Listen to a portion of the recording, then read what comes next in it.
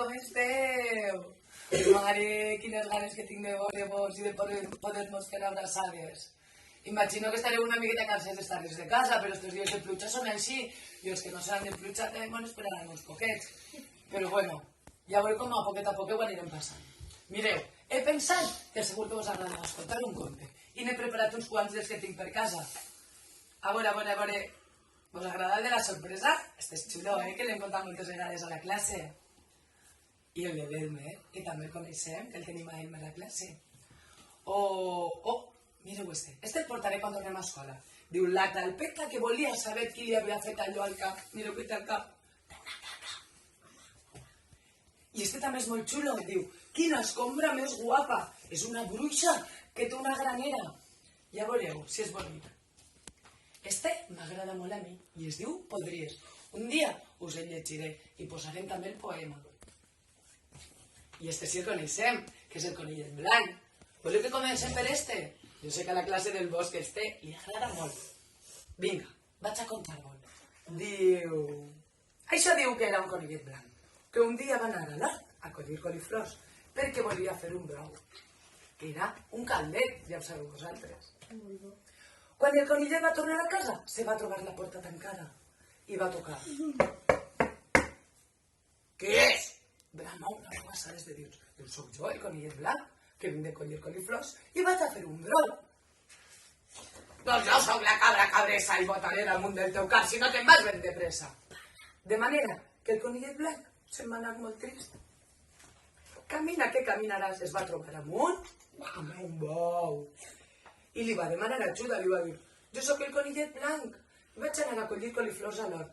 Quan vaig tornar a casa per fer un brou, hi havia la cabra cabrosa, que si em bota al damunt, em destrossa. Vols venir amb mi? I el bou li va dir, jo no hi vaig, que em fa molta por.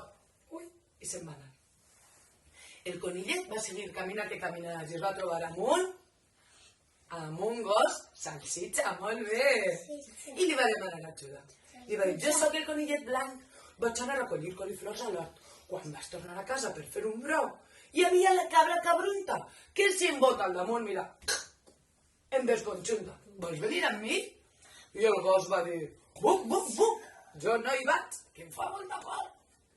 I se'n va anar.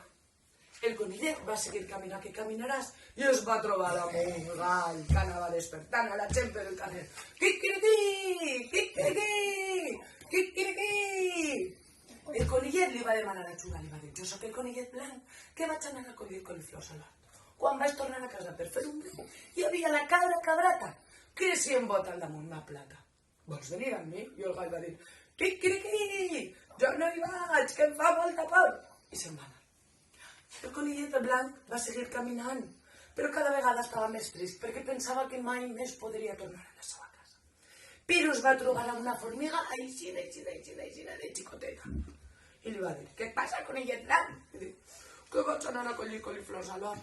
Vaig tornar a casa per fer un brou, però hi havia la cabra cabrassa, que si em bota al damunt, m'esclafassa.